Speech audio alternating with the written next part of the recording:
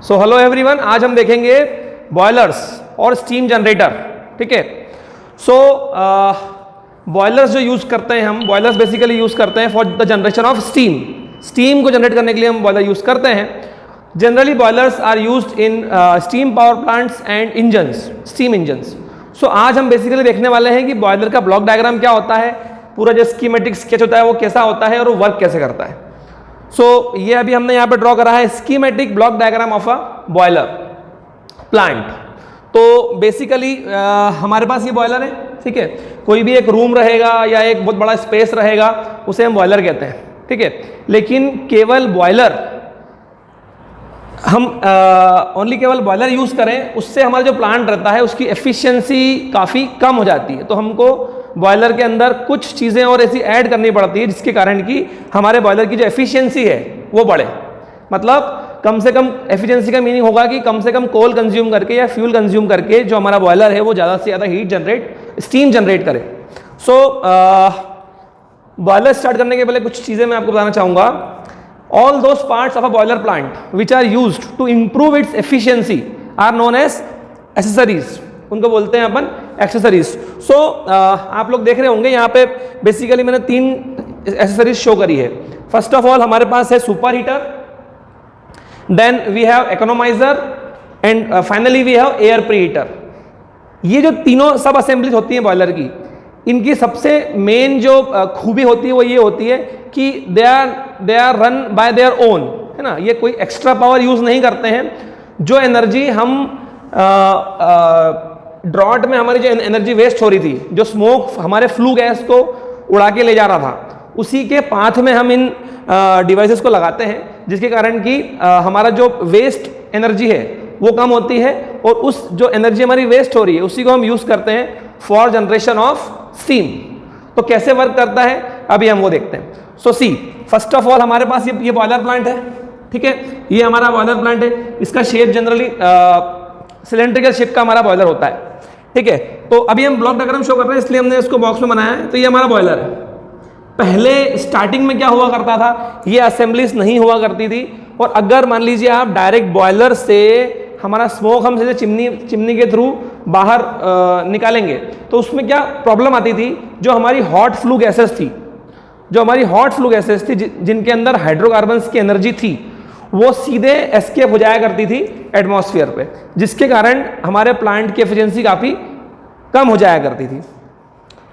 इस चीज़ को इंप्रूव करने के लिए हमने यूज़ करी है सुपर हीटर, इकोनोमाइजर और एयर प्री हीटर। अब होता क्या है, हम यहाँ से स्टार्ट करते हैं। फर्स्ट ऑफ ऑल जो भी हमारा बॉयलर प्लांट होता है, जहाँ भी हमने बॉयलर प्लांट बनाना है वहाँ पे हमको एक वाटर रिजर्वायर लगेगा। तो ये हमारा पानी का रिजर्वायर है। ठीक है। देन ये जो पानी का रिजर्वायर है, ये पानी के रिजर्वायर को पे हम पंप लगा के वाटर लाइन को हम इकोनोमाइजर के थ्रू फीड करते हैं बॉयलर के अंदर। अब इकोनोमाइजर में जो हम इकोनोमाइजर के थ्रू हम जो वाटर लेके आ रहे हैं, उससे क्या होगा, इकोनोमाइजर में नॉर्मल टेम्परेचर का वाटर एंटर करेगा, लेकिन यहाँ पे थोड़ा वार्म वाटर जो है इकोनोमाइजर से बाहर आएगा। 2-3 डिग्री 4 डिग्री जो भी टेम्परेचर राइज होगा, it is due to the working of economiser. अब एक्चुअली बेसिकली होता क्या है, यहाँ पे जो हॉट फ्लू गैसेस थी जो यहाँ से निकल रही थी, उनको हमने इनडायरेक्टली कांटेक्ट में लेके आए हैं वाटर से, जिसके कारण कि वो जो हॉट फ्लू गैसेस थी स्मोक के साथ, उन्होंने अपनी एनर्जी को एक्सचेंज करा है वाटर से।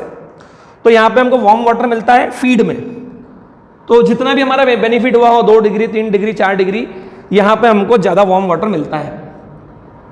सिमिलरली अगर हम एयर की बात करते हैं तो अ plenty of oxygen is required for the combustion process. तो जो एयर भी हम फीड करा रहे हैं वो हम यहाँ पे पहले एयर प्री हीटर से हम उसको पास करके फिर हमारे बॉयलर प्लांट में हम फीड कर रहे हैं। तो यहाँ पे हमको वार्म एयर मिल रही है जो कि हमारे कंबशन में हमको काफ़ी हेल्प करेगी।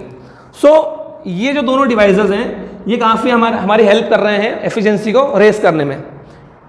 देन यहाँ पे क्या हो रहा है, यहाँ पे हमने कोल या जो भी हमने फ्यूल यूज़ करा है उस फ्यूल के यूज़ से क्या हो रहा है, यहाँ पे जो हमारा वुड है या जो कोल है उससे हमको फ्लू गैसेस मिल रही है। फ्लू गैसेस और स्मोक में काफ़ी स्टूडेंट्स को कन्फ्यूजन होता है। एक्चुअली जो भी हाइड्रोकार्बन्स होती हैं उनकी जो एनर्जी जब कोल या वुड ले लेते हैं उसके कारण फ्लू गैसेस बनती हैं, हॉट फ्लू गैसेस बोलते हैं उनको। और जो हॉट फ्लू गैसेस रहती हैं they are only responsible to convert water into steam, ठीक है। स्मोक और हॉट फ्लू गैसेस में काफी अंतर होता है एक्चुअली। फ्लू गैसेस और स्मोक, देखिए जब भी flue gases, hot flue gases अपनी पूरी एनर्जी ट्रांसफर कर देती हैं तो जो रेसिड्यू बचता है उसको हम स्मोक बोलते हैं, ठीक है। सो यहां पे हमने क्या करा है, यहां पे वाटर के इनडायरेक्ट कांटेक्ट में आया है हमारा hot flue gases.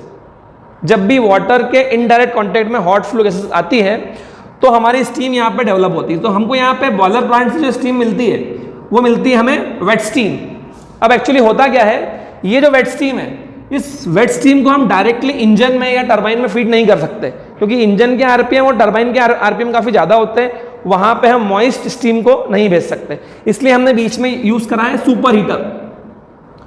So super heater में क्या होता है, एक्चुअली सुपर हीटर भी एक टाइप का एसेसरी है, वो भी हमारे बॉयलर प्लांट की एफिशिएंसी बढ़ाता है, क्योंकि ये तीनों डिवाइसेस, जैसे कि मैंने आपको पहले बताया, ये तीनों डिवाइसेस कोई भी एनर्जी कंज्यूम नहीं कर रहे हैं एक्सटर्नल सोर्स से, ठीक है। जो हॉट फ्लू गैसेस या स्मोक के अंदर जो हॉट फ्लू गैसेस बच गए थे उन्हीं की एनर्जी को हम यूज कर रहे हैं to run super heater, economiser and air pre heater. Then तो जैसे ये वेट स्टीम सुपर हीटर के थ्रू पास होगी, then we will get dry और सुपर हीटेड स्टीम, उसको हम फीड करेंगे हमारे इंजन या स्टीम टरबाइन में, ठीक है।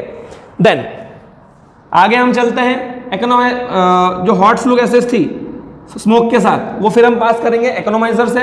इकोनोमाइजर में जैसे कि आपको मैंने बताया पहले, जो इनलेट वाटर है उसको हम थोड़ा सा प्री वार्म करते हैं, उसको प्री हीट करते हैं, ठीक है। तो यहाँ पे जो हमको डिफरेंस रहेगा, है ना, मान लीजिए पहले हमको 25 डिग्री पे जो वाटर मिल रहा था इनलेट में, उसको 100 डिग्री पे ले जाने में जो एनर्जी लग रही थी, अब क्या हो रहा है, क्योंकि हमने उसको इकोनोमाइजर से पास करा है, सपोज 30 डिग्री का वाटर हमको मिलता है, तो 30 डिग्री के वाटर को 100 डिग्री के वाटर तक ले जाने में कंपैरेटिवली कम एनर्जी लगेगी। Similarly we have air pre heater. तो हम क्या कर रहे हैं, स्टेप बाय स्टेप जो भी एनर्जी थी स्मोक के साथ हॉट फ्लू गैसेस की, उसको हम पूरा यूज कर रहे हैं, ठीक है। देन अल्टीमेटली क्या होता है, यहाँ पे हमको मिलेगा प्योर स्मोक। अब प्योर स्मोक भी हम आइडियली कहते हैं some part of the energy of the hot flue gases are exposed to the atmosphere, वो निकल जाती है, वो बात की बात है। लेकिन फिर भी क्योंकि हमने सुपर हीटर, इकोनोमाइजर और एयर प्री हीटर यूज करा है, तो हमारी काफी एनर्जी हमने यूज करी है और जो बॉयलर प्लांट की एफिशिएंसी उसको काफी कुछ बढ़ाया है। So this was all about schematic diagram of a boiler plant, ठीक है। सारे पार्ट्स को हमने पूरा डिस्कस करा है। So thank you.